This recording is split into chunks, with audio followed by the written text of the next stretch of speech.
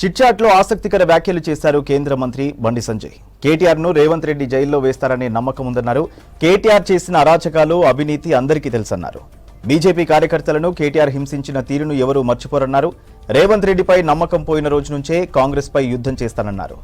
Congress, BRS ఒకటైనా BJP దాడిని తట్టుకోలేనంతగా యుద్ధం చేస్తామని చెప్పారు.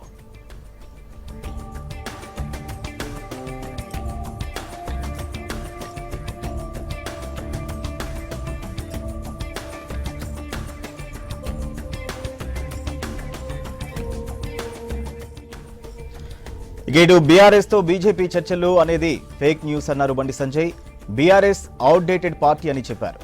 కవిత బెయిల్ కు బీజేపీకి సంబంధం లేదన్నారు సంజయ్. సిసోడియాకు బెయిల్ వస్తే బీజేపీకి సంబంధం ఉందా అని ప్రశ్నించారు. కోర్టు విషయాలు పార్టీకి ముడిపెట్టడం సరికాదని చెప్పారు. అతి తక్కువ టైంలో ప్రజా వ్యతిరేకత చూరగొన్న పార్టీ కాంగ్రెసేనని చెప్పారు.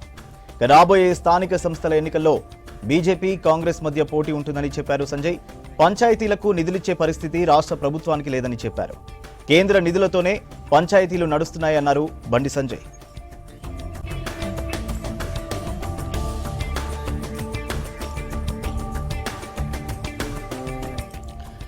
మరోవైపు పాత బస్తీలో రోహింగ్యాలున్న మాట వాస్తవమేనన్నారు సంజయ్. అసదుద్దీన్ ఓవైసీ ఎన్ని వక్ఫ్ బోర్డు భూములను కాపాడారో సమాధానం చెప్పాలన్నారు.